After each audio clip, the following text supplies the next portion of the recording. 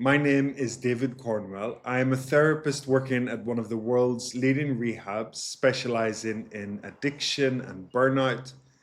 My role there is to work with mindfulness based interventions and somatic psychotherapy. And in these videos, I want to present some of the things that I have learned and understood from working with addiction.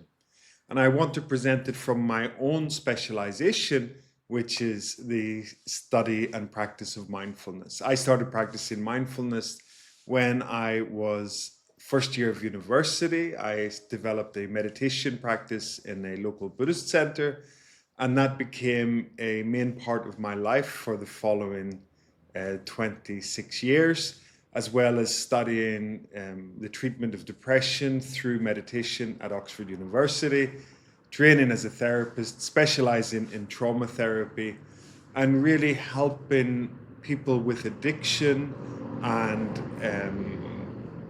similar disorders to be able to understand the relationship between what is happening in their mind, their behaviors, their emotions, their impulses.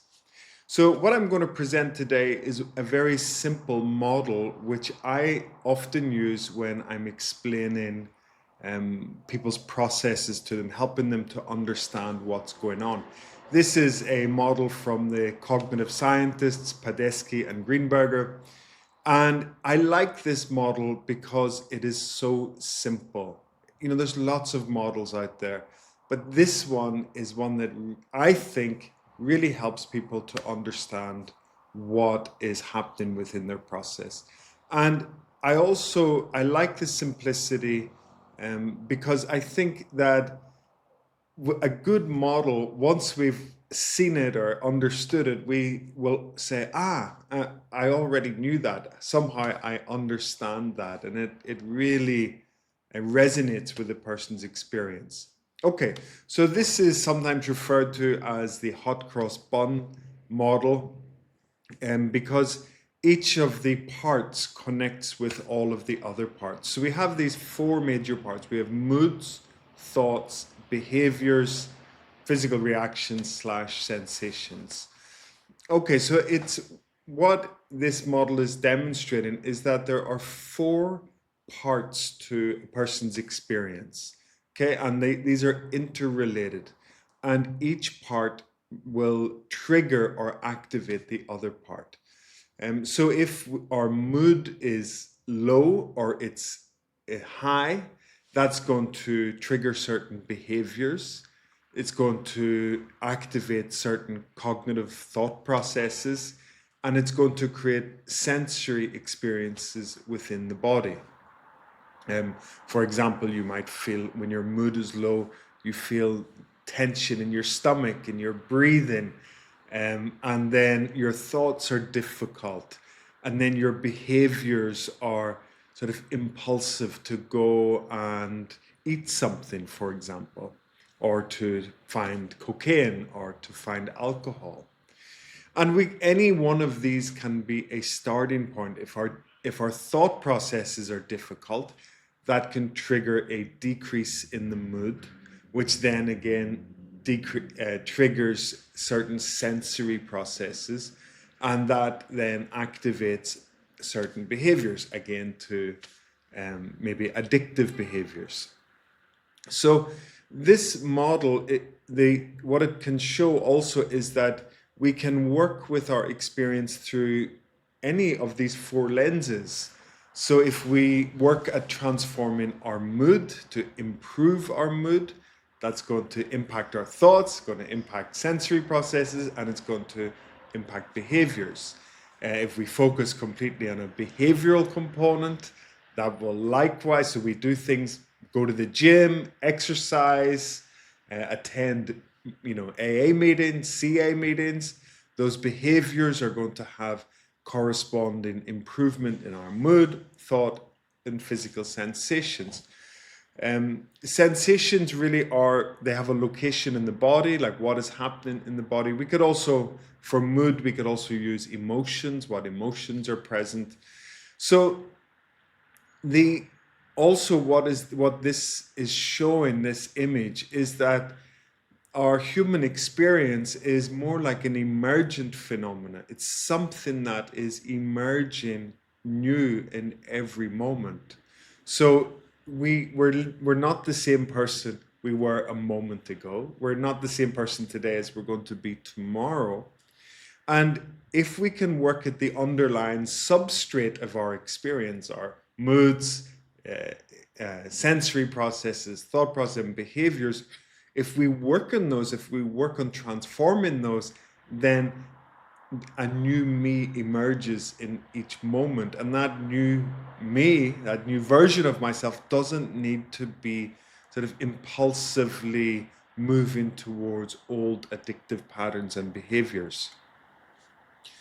So there's some things that I have really learned in rehab, working with clients, and that is, if we don't really shift our underlying experience, the sort of substrate of our experience, then we will not be able to change our behaviors. We will not be able to heal or transform that behavior that drives our addiction, that makes us in a moment go and buy drugs or drink alcohol or binge eat or whatever it might be.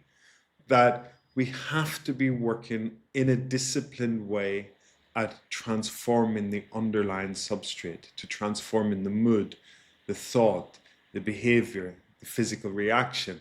And this requires some discipline, and it could be as simple as going to the gym.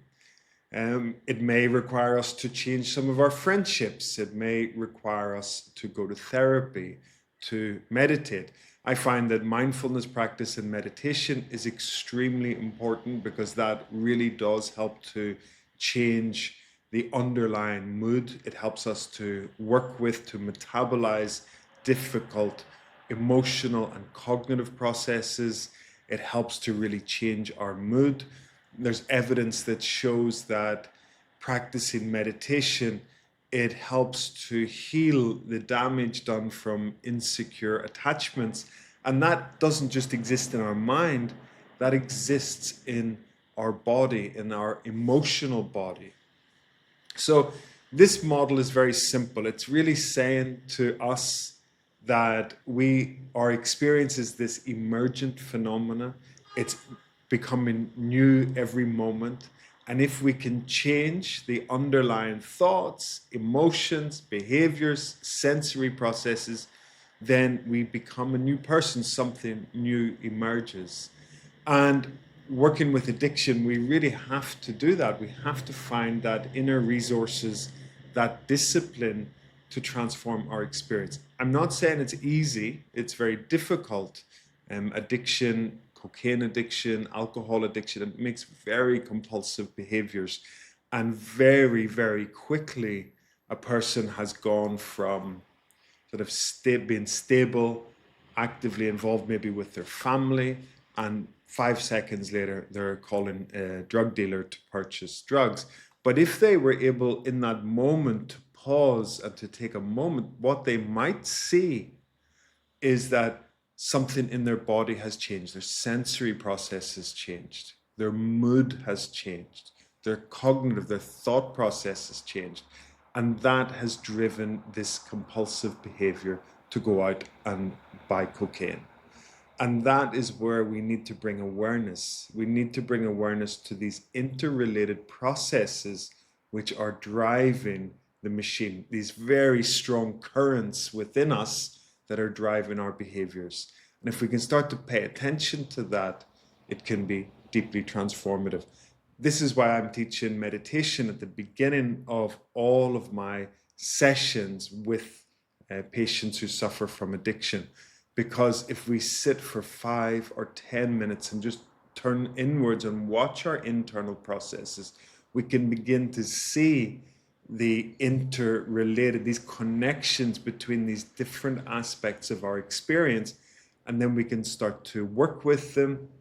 We maybe have develop that top-down regulation to interrupt a pattern as it's starting to emerge. So if we can see it, we can change it.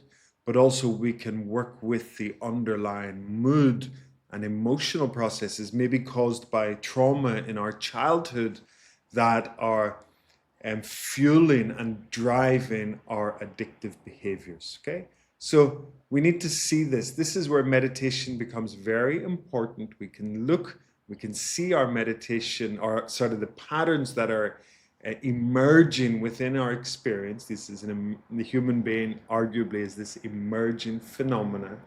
In every moment, a new version of myself emerges, but it emerges from this underlying substrate. And if we can bring awareness to that substrate, if we can change it, then we have a chance. We really can begin to transform our addiction. We don't have to be holding on to that pattern of addiction. Okay, it is a pattern. It's just a pattern, and patterns do not want to be held on to. They want to be let go of. Okay, but it's a pattern that could be very deep, coming from trauma, coming from our childhood experiences. But what we need to do is bring awareness, pay attention, and begin to metabolize and transform that pattern. So there is a new default mood in our body. There is a new pattern of sensory experience. There is a new patterns of cognition, and consequently there are new patterns of behavior, and those do not have to include addictive behaviors. Okay, this is the key point, and that's why it can be very hopeful. And one last thing I will say is that the healing process becomes grist for the mill. It's the sand in the oyster. And from all of this difficulty, a new wisdom emerges, a new beauty emerges as a person heals and transforms. Thank you.